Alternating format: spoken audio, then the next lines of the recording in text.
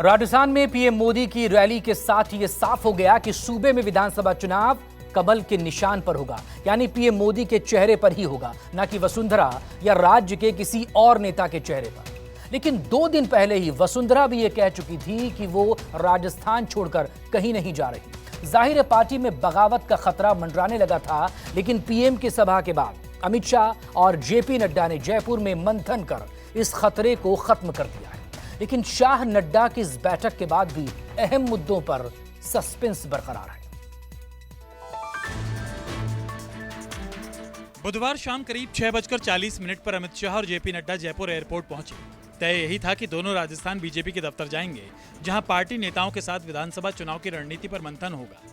लेकिन ऐन वक्त पर पार्टी ऑफिस जाने का प्लान कैंसिल हो गया। आनन फानन में बीजेपी नेताओं की मीटिंग उसी होटल में रख दी गई जहां शाह और नड्डा ठहरे थे। फोन की घंटियां बजनी शुरू हुई और फिर होटल में बीजेपी की पलटन बारी बारी से पहुंचने लगी।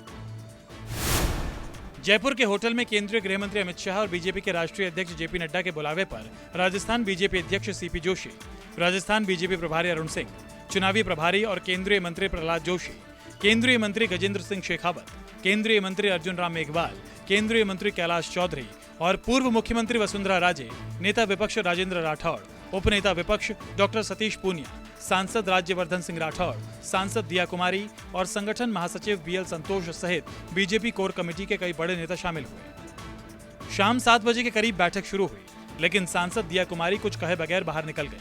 उनके बाद राज्यवर्धन सिंह राठौड़ भी बिना कुछ कहे चले गए। इसी बीच सतीश पूनिया बाहर आए, लेकिन वो भी कुछ खास बता नहीं पाए। तैयारी करनी है, अच्छे से जीतना है। उसके लिए जब बड़े नेता आते हैं तो मनोबल का निर्माण होता है, जनता में संदेश जाता है। पूरी ऊर्जा से लगेंगे, राजस्थान में बीजेपी को अच्छे बहुमत से जिताएंगे। मैसेज मजबूती से लड़ने का और जीतने का दिया है और उसके लिए पूरा केंद्र पार्टी के साथ राजस्थान में खड़ा है। सामूहिक लिस्ट कब तक जारी होगी और क्या सांसदों को भी इस बार चुनाव में लिस्ट तो अब दिल्ली से ही तय होगा, वो कब जारी करेंगे। रणनीति सरकार के खिलाफ बहुत सारे मुद्दे हैं, बड़ी जबरदस्त रिजेंटमेंट है। मोदी जी का नाम और काम है, पार्टी का अपना संगठन का काम है, इतनी बड़ी ताकत है।